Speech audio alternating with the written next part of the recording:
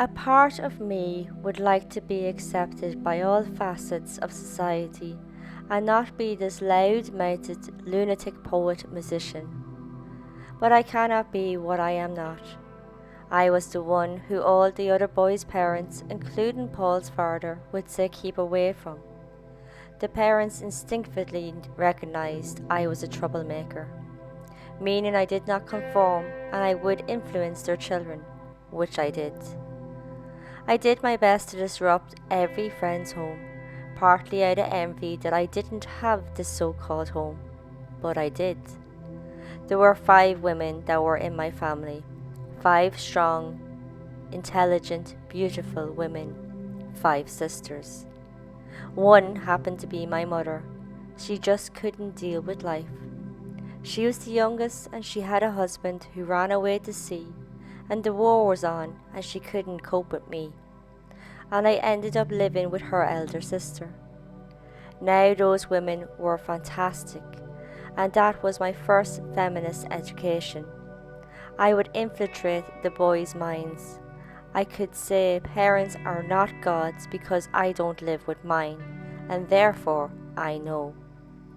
This was John Lennon, and this is the good, the bad, and the pure evil. Born John Winston Lennon, October 9, 1940, in Liverpool to Julia and Alfred Lennon. His father was a merchant seaman of Irish descent and was away when John was born. This away would be a common occurrence, but he did send checks, which stopped February 1944, when Alfred went absent without leave. 6 months later, he came home offering the sun, the moon, the stars to be there for the family.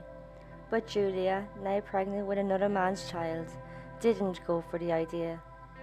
Julia had a sister called Mimi, and she wasn't too pleased with the situation, even complaining to social services twice. Eventually, Julia gave Lennon to Mimi.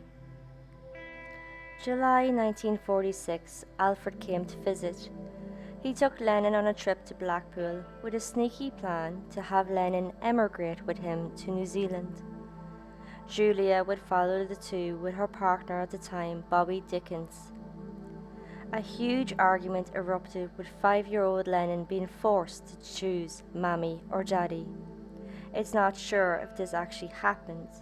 Some say it didn't, that an agreement was made that Julia would take Lennon, that the forced decision never happened. There is, though, an account that Lennon chose his father twice, but when his mother went to leave, Lennon cried and followed her. Anyway, Lennon had no contact after this with his father for about 20 years. For his childhood and teens, he lived with Aunt Mimi and Uncle George, who had no children. Here, it was intellect environment, with short stories and crosswords. His mother Julia did visit, and Lennon visited her. With his mother, it was music like Elvis. He was taught the banjo and played Ain't That a Shame by Fats Domino. Lennon often visited his cousins Stanley Parks and Leela Harvey. They went to the cinema, visited Blackpool. The Blackpool Tower Circus was a go-to for them, seeing Dickie Valentine, Joe Loss, and Lennon's favourite George Formby. Stanley's family would move to Scotland, so visits were done on school holidays. Uncle George sadly died in 1955 from a liver hemorrhage. Lennon attended Davedale Primary School and did well. He was said to be happy, good, fun, easygoing, a lively chap. 1956, his mother got him a guitar, but there was one condition. The guitar was to stay in her home and not Aunt Mimi's, as she knew her sister wasn't supportive of music. Lennon would talk about one day being famous, and Aunt Mimi was hoping he'd grow out of such an idea. July 15, 1958, tragedy hit. Julia left a visit with Lennon at Mimi's home. She was walking home when she was hit by a car and died. Lennon was only 15, and he went into a blind rage, drinking and fighting. Her memory would play a huge inspiration to Lennon with songs like the Beatles' Julia in 1968. Being in such anger from his mother's death, his schooling took a hit. No more happy-go-lucky boy, now was rebel with energy misplaced. His work became lazy and a rift between him and Aunt Mimi started. He failed his O-level exams, but Mimi was able to get him into Liverpool College of Arts. His style changed too, to more of a teddy boy like draped jackets, dark shades, drain pipe trousers, exposing socks, very rock and roll. The college threatened to expel him with such style, and in his final year he was thrown out. So at 15, Lennon formed a skiffle group, the Quarrymen. By summer 1957, the Quarrymen played a mix of skiffle and rock and roll. At the Quarrymen's second gig, Lennon met Paul McCartney for the first time. Lennon then and there asked Paul to join the band. McCartney said he got the feeling Aunt Mimi thought Lennon's friends were beneath him and would often patronise him when he came to visit Lennon. Apparently McCartney's father felt the same way about Lennon, but did allow the band to rehearse in the family's front room. It was in this time Lennon wrote Hello Little Girl, a UK top 10 for the band The Foremost in 1965. McCartney had a friend he thought would be great for guitarist, George Harrison, but Lennon was concerned with Harrison being only 14. McCartney organised a bus ride on a double-decker and him and Lennon sat on top. Harrison appeared and played a song to show Lennon his abilities. Impressed, Lennon offered him to join. Lennon had a friend that he thought would make a great bassist, Stuart Sutcliffe. The four became the Beatles in early 60s. August 1960, the Beatles played 48-night residency in Hamburg, but they needed a drummer. Pete Best was asked to fill the spot. Aunt Mimi, she was not happy with this at all. She begged Lennon to forget the music and focus on his art studies, but he ignored her pleas.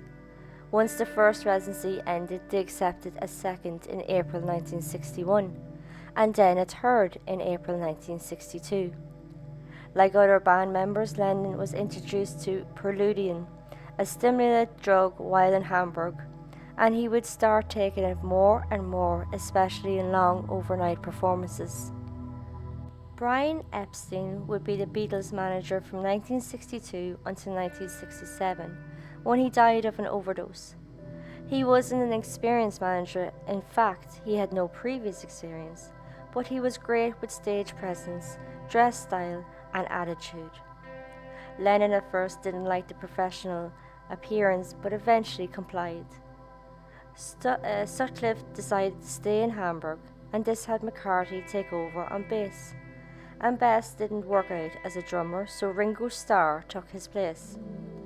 The Beatles now were Lennon, McCartney, Harrison and Starr, which would be the group until they broke up in 1970. Their first single, Love Me Do, was released October 1962 and reached 17 in the charts. Please Please Me was their debut album, February 1963. It took 10 hours and Lennon had a cold recording it, which you can clearly hear in the last song, Twist and Shout. Lennon and McCartney would write 8 of the 14 songs recorded. McCartney would call Lennon the Beatles' own Elvis, looking up to him, describing him as quick-wit and smart. Early 1963 in the UK, the Beatles achieved mainstream success. While on tour, Lennon's first child, Julian, was born. They would do the Royal Variety Show, where the Queen's mother attended. Lennon would poke fun at the audience, asking those in cheap seats to clap their hands, and everyone else to rattle their jewellery. After a year of Beatlemania in the UK, the Beatles went to break the US in February 1964, with an appearance on the Ed Sullivan Show, propelling them into international stardom. Then 2 years of touring, filmmaking, songwriting, with Lennon writing 2 books.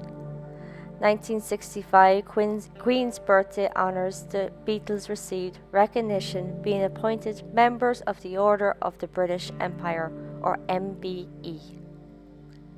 Lennon started to become worried the music was being lost in the fame. At concerts, the screaming fans were draining out the music. The song Help made it clear how he felt, and in 1965 Lennon said the song was him crying out for help. He started to gain weight, calling it his fat Elvis time, and felt deep down he was constantly looking for change. March of 65, unknowingly, LSD was given to him and Harrison by a dentist who was hosting a dinner party the pair went to. The dentist spiked their coffees with LSD. Only when Lennon and Harrison went to leave were they told about the drug and advised to stay because of the side effects. Later that night, in a nightclub lift, they freaked out, believing it was on fire, with Lennon noting they were all screaming, feeling hot and in hysterics. In March 1966, Lennon gave an interview to the Evening Standard. In it, he claimed Christianity will go, the Beatles are more popular than Jesus, and he didn't know which would go first, rock and roll or Christianity. In England, the comment wasn't a big deal, but over in the US, they took huge offence. Beatles records were burned. Ku Klux Klan threatened Lennon. With such anger, the band stopped touring the US. August 29, 1966 was the band's final concert. Lennon went down the LSD hole, increasing, taking it, becoming a shell of who he was. The Beatles' Strawberry Fields Forever came out in 1967, and then the landmark album Sgt. Pepper's Lonely Heart Club Band. Our World, the first live international satellite TV production, was in June 1967, with the Beatles performing All You Need Is Love to an audience of 400 million. The song, with its simple, clear message, would become the anthem for the summer. The Beatles went on to meet India Yoga Guru Maharishi Mahesh Yogi. They then attended a weekend seminar in Wales on Maharishi Transcendental Meditation, or TM. This is when they heard about Brian Epstein's death, which devastated the group, and the group then felt that their future was uncertain. December 1967, McCartney organised their first project since Epstein's death. It was a film called Magical Mystery Tour. It wasn't great and considered a flop, but when the soundtrack came out, the song I Am the Walrus was a success. Lennon and Harrison would become interested by this meeting, and in February 1968, they and the other Beatles members went to Ashram, a spiritual monastery, for more guidance. While here, they composed most of the songs for the double album, The White Album, but their experience with TM differed. It's very much you're all in or not with TM. There's no middle, and so cracks began in the group.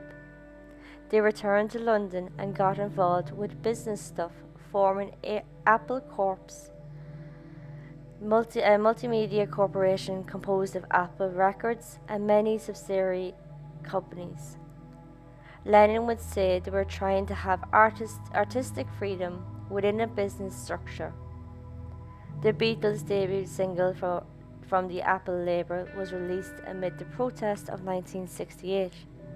It included Lennon's song Revolution, that called for a plan rather than committing to Chinese Communist Party. The song, though, was ridiculed from political radicals.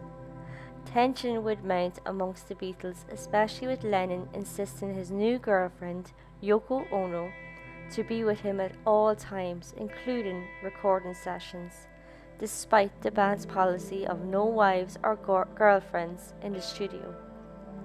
End of 1968, he began performing with Dirty Mac, a supergroup of Lennon, Eric Clapton, Keith Richards and Mitch Mitchell. They also backed a vocal performance by Ono.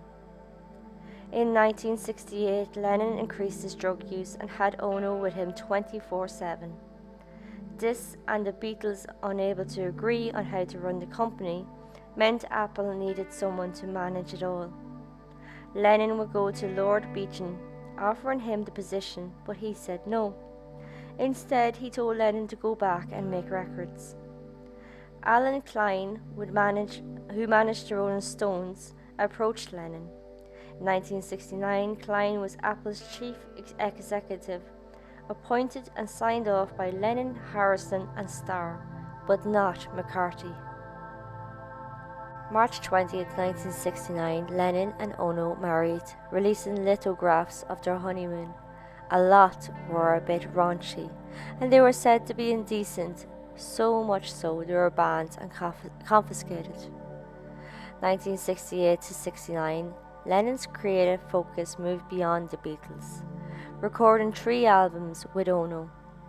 From 69 to 70, Lennon released singles like Give Peace a Chance, which became an anti-Vietnam War anthem, Cold Turkey, which was about his withdrawals after his heroin addiction, and Instant Karma, which was about actions having immediate effect. Lennon gave back his MBE medal to the Queen in protest against the British involvement in the Nigeria Civil War and their support to the American in the Vietnam War. His MBE status would remain as it can't be renounced by the individual. September 1969, Lennon left the Beatles. He did so with an agreement not to say a word publicly to the media until after the band renegotiated their recording contracts. But April 1970, McCarthy released his debut solo album and publicised Lennon's departure. Lennon was fuming, stating he started the band, he disbanded it, end of. In December 1970, Lennon was interviewed by the Rolling Stone magazine. In it, he was bitter to McCarthy, speaking about the hostility Ono got from the members and how he, Starr and Harrison were fed up being McCarthy's sidemen. He'd indicate Epstein's death took out the band, and McCarthy tried to lead, but they were going round in circles. April to September 1970, Lennon and Ono did Primal Therapy in London and LA. It's designed to release emotional pain from early childhood. In 1970, Lennon's debut album came out. In it, he confronted his feelings of childhood rejection and attacked the bourgeois social system. The album, though, fell foul of broadcasters. In need of commercial success, Lennon gave more accessible sound on the Imagine album 1971. This song, Imagine, from the album would become huge in the anti-war movement. This song, Jealous Guy, would address his demeaning treatment of women.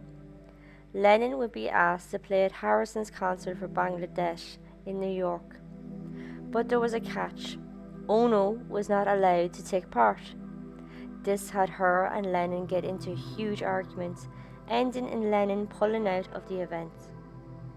August 1971, Lennon and Ono moved to New York and embraced US radical left politics. December, the couple released Happy Christmas, War is Over. The Nixon administration had enough of Lennon's anti-war and anti-Nixon stuff, so they set out to have Lennon deported, which had Lennon in ongoing legal battles. He was denied permanent residency in the US, and this was until 1976. Sometime in New York City was released in 1972, a double LP with songs of women's rights, race relations, British role in Northern Ireland, and Lennon's issues getting a green card. Commercially, it was a complete failure. August 30th, 1972, Lennon and Ono did 2 benefit concerts staged at Madison Square Gardens. This would be his last full concert appearance. 1972, Nixon won the presidential election. Lennon and Ono went to a post-election wake of the defeated George McGovern at activist Jerry Rubin's house. Feeling depressed with the loss, Lennon drank and ended up having sex with a female guest. Mortifying Ono, Her song Death of Samantha was inspired by the incident. So 1973, Mind Games by Lennon was being recorded. At this point, he and Ono separated for 18 months. Lennon would call it the Lost Weekend. Mind Games was released in November 1973. The same month, Starr's album Ringo was released. Lennon contributed I'm the Greatest to it. Harrison would join Starr and Lennon at the recording session for the song. It was the only occasion three Beatles recorded together from the split to Lennon's death. Early 1974, Lennon drinking a lot was making headlines with party boy Harry Nilsson. March had two incidents of Lennon and Nilsson widely publicised in the Troubadour Club. The first, Lennon stuck a used sanitary pad to his forehead and had some sort of scuffle with a waitress. This second incident happened 2 weeks later with Lennon and Nilsson thrown out of a club because they were heckling the Smothers Brothers. Lennon decided to produce Nilsson's album Pussycats. The recording session were crazy, chaotic, so Lennon returned to New York. October 1974, Lennon released Walls and Bridges album. In it was the song Whatever Gets You Through the Night, and it featured Elton John on backing vocals and piano. It's the only single of Lennon's as a solo artist to top the US Billboard 100 while he was alive. November 28, Lennon made a surprise guest appearance of Elton John's Thanksgiving concert to join the singer in a live performance of Whatever Gets You Through the Night. Then Lennon performed Lucy in the Sky with Diamonds and I Saw Her Standing There. January 1975, Elton John topped Billboard 100 with his cover Lucy in the Sky with Diamonds featuring Lennon on guitar and backing vocals. In February, Ono returned as Lennon and Bowie finished recording Fame. February 1975, Lennon released Rock and Roll. Stand By Me became his last single for 5 years. His final stage appearance was in a TV special, A Salute to Lou Grad, recorded in April and televised in June. October 9, 1975, Lennon and Ono's only child Sean was born. Lennon was to become a house husband or stay-at-home parent. This was the start of his 5-year hiatus from music. He would bake, care for Sean, make his meals and spend time with him. He also drew and wrote books. October 1980, the hiatus was over, with Starting Over being released. Lennon and Ono released the album Double Fantasy. The next album was Milk and Honey, but this wouldn't be released until 1984, 4 years after his death. December 8, 1980, at about 5 p.m., Lennon and Ono were leaving their apartment, the Dakota.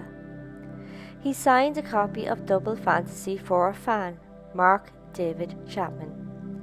And then Lennon and Ono went to record Plant for a session. They came back at about 10:50 p.m. in a limo.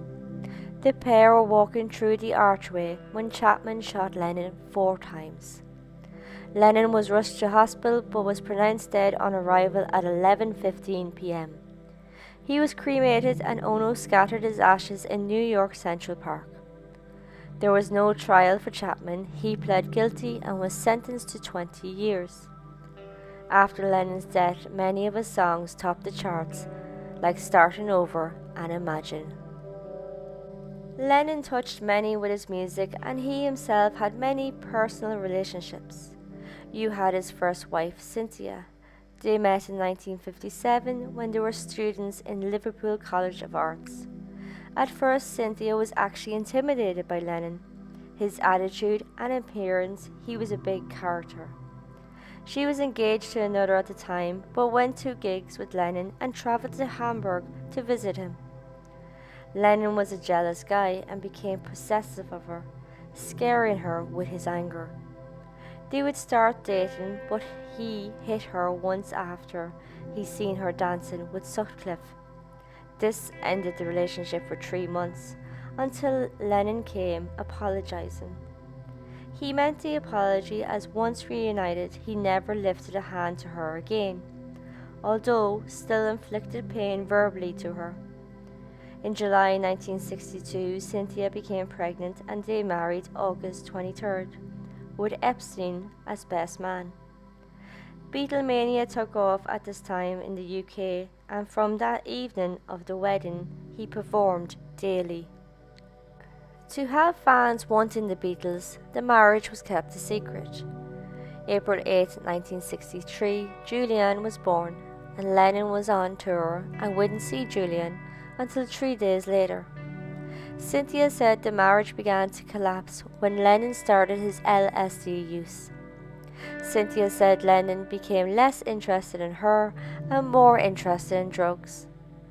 Cynthia would go on holidays in Greece, and when she came home, Lennon was in a robe on the floor with Yoko Ono. Shocked and humiliated, Cynthia left to stay with friends. Weeks later, a close friend of Lennon's, Alexis Madriz, told Cynthia Lennon wanted a divorce and custody of their child, Julian. A letter would soon arrive stating Lennon wanted custody and a divorce, accusing Cynthia of an affair, which she denies even today. After much back and forth, Lennon allowed her to divorce him on the same grounds. The divorce was settled November 1968. So back in 1961, the Beatles were playing at the Cavern Club. Here they were introduced to Brian Epstein.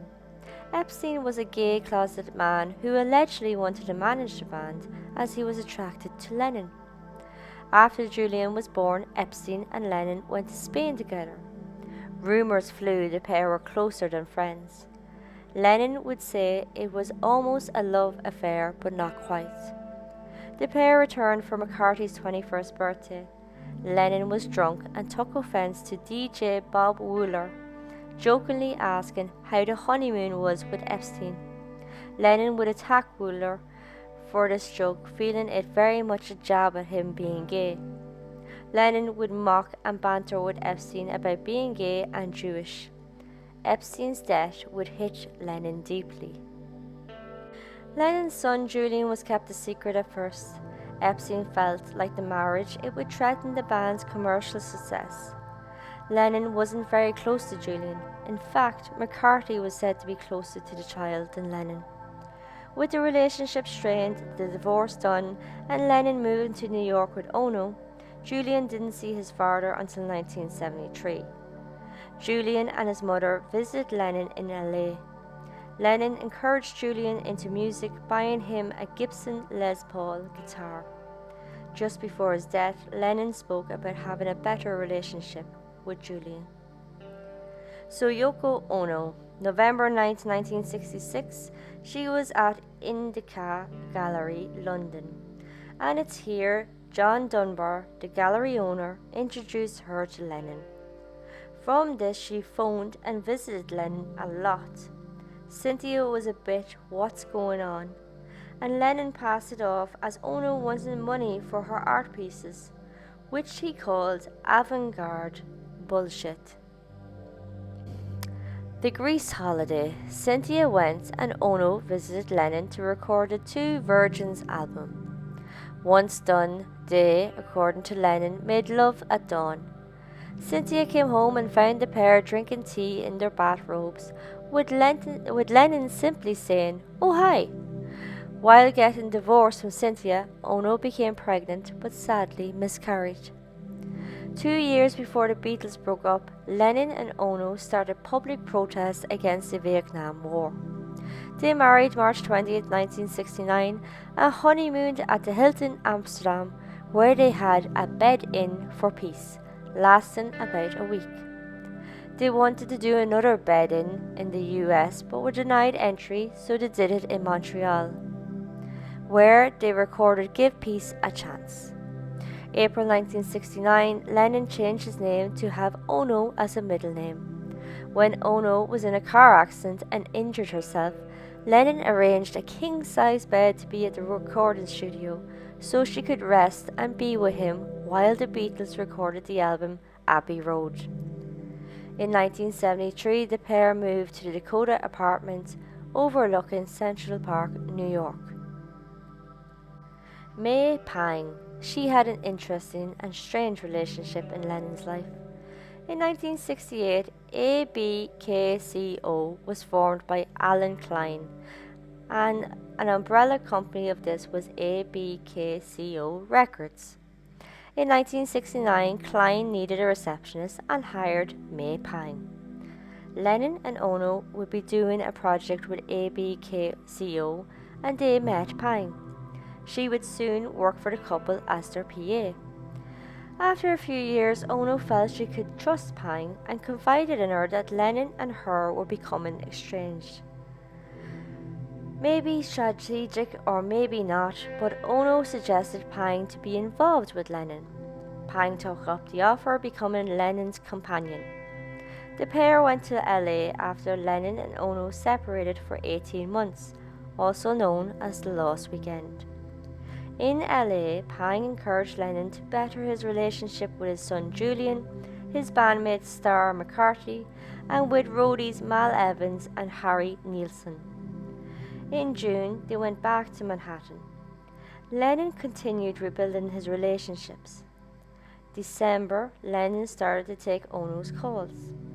January 1975, he met Ono and didn't go home to Pang or even call her. The next day, Pang called, only to be told by Ono that Lennon was exhausted. 2 days later, Lennon appeared at a dental appointment with Pang. She said he was confused and acting strange. She used the word brainwashed. Lennon then told Pang he and Ono were back on, but Ono would allow him to continue seeing Pang as a mistress. After reuniting, Ono became pregnant. At first she was considering an abortion, but when Lennon said he would be a house husband, she agreed to have the child. Once born, Lennon had a photographer photo Sean every day. Lennon would proudly say, quote, "He didn't come out of my belly, but by God I made his bones, because I've attended to every meal and to how he sleeps, and to the fact that he swims like a fish." End quote.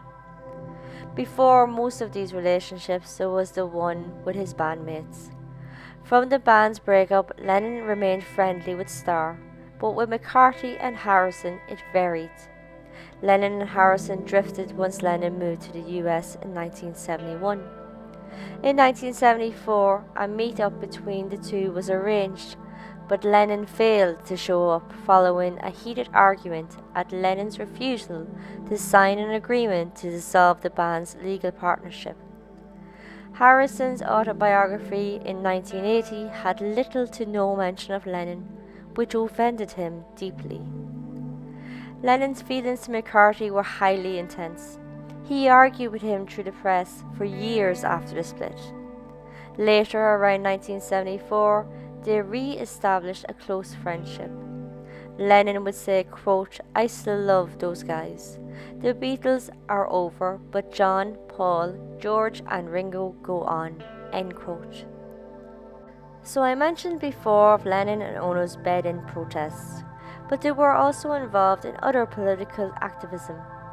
They would throw support to the family of James Hanratty to prove his innocence. He was convicted of the murder of scientist Michael Grayster, who was shot on the A6 in his car. Hanratty was hung for the crime in 1962. In London, Lennon and Ono had a Britain Murdered Hanratty banner march and a silent protest for him too. At an appeal hearing in 1992, Hanratty's conviction was upheld when DNA evidence was found to match. Lennon and Ono supported the Clydeside UCS workers in a work-in 1971. They sent a cheque of £5,000 and roses. Moving to New York City, they became friends with two of the Chicago Seven. After Bloody Sunday in 1972, Lennon and Ono wrote 2 songs protesting British presence and actions in Ireland. His last act of political activism was a statement in support of the striking minority sanitation workers of San Francisco, December 5, 1980. He and Ono planned to join the workers December 14, 1980, which unfortunately didn't happen as John was killed a week before. Lennon continues to be mourned throughout the world and has many memorials and tributes awarded to him. His hometown airport is now Liverpool John Lennon Airport. The John Lennon Peace Monument is in Chevers Park, Liverpool, and in December 2013 the International Astronomical Union named a crater on Mercury after Lennon. These were just a drop in the ocean of what tributes he received. And that is the story of John Lennon. Hit the like and subscribe button and join me next time for the story of Timothy Evans, a Welshman wrongly accused of killing his wife and child. In 1950 he was tried and convicted of the murder, and he was hung for the crimes March 9, 1950. A huge miscarriage of justice and a major part getting capital punishment removed. Until then, this was the good, the bad, and the pure evil.